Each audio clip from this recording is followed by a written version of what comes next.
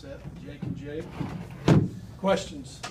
Jake Odom, you got to be happy with the way you guys played defense in the last 5 minutes of the game. Evansville only got 2 buckets, and that's something you guys have been really hunting for, and it seemed to be evident tonight that you guys had it. Just talk about that aspect of the win. Yeah, coming down the last 5 minutes, it's the will to win, or the will to win took over. We needed that game more than they did. We're competing for something.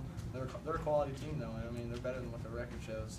But it was our last 5 minutes. We made sure that we were going to take that game, and we wanted it more, and that's what happened.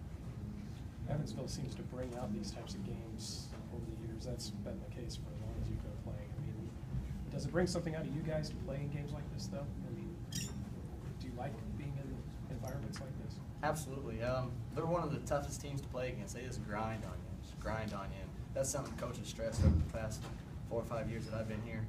Is they're going to run their stuff. They're going to run it every time. They're going to come off those curls. They're going to set flares, and you just got to fight with it. They're a tough team, and you got to play tough to beat them. And we were able to, especially that last 5 minutes, step up and do what we needed to do to win the game. Kitch, talk about some of the same. The defense in the last 5 minutes was pretty stout, and you had some troubles.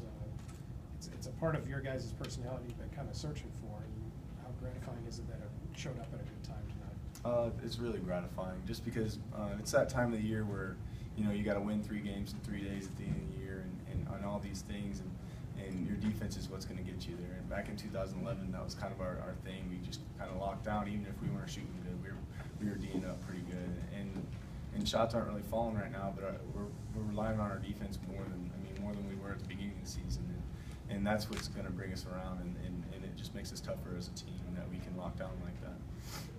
Jake, Odom, you've seen zones almost constantly now. I mean, even Evansville zoning, it sends a message that teams are, obviously wanting to zone against you guys. Is that something that's in your guys' head a little bit as far as attacking it? Because it seems to be there at times, and at other times it isn't. Kind of, where do you feel the team is at on kind of attacking the zone? Oh, well, I think we're fine.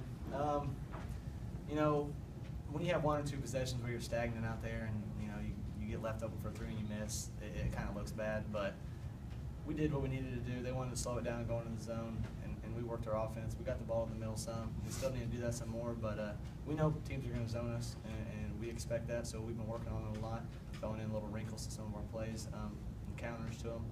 So we'll be prepared. We know we're going to get zoned, and that's fine. Just do what we need to do and start knocking down shots. You passed Larry Bird on the free throw list. I mean, Larry Bird. I mean, you passed Larry Bird. I mean, that's pretty cool. Just talk about having the honor to do that. I mean, it's an honor, but I mean it doesn't even make a dent in any of his legacy that he's left here. It's a cool thing, and it's something that I'll remember forever. But as far as anything, it's not a whole big deal to me. It's just some free throws. Anything else, guys? Gentlemen?